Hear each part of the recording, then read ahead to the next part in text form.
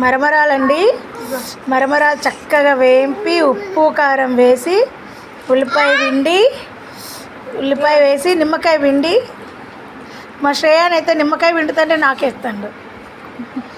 నిమ్మకాయ పిండి ఆహా తింటూ ఉంటే ఈవినింగ్ స్నాక్ లాగా సూపర్ అండి.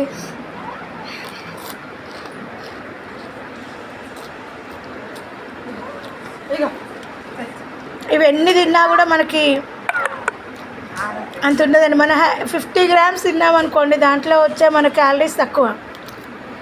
ఇంకా మనం ఎన్ని తిన్నా దీనికి ఏం ప్రాబ్లం ఉండదు.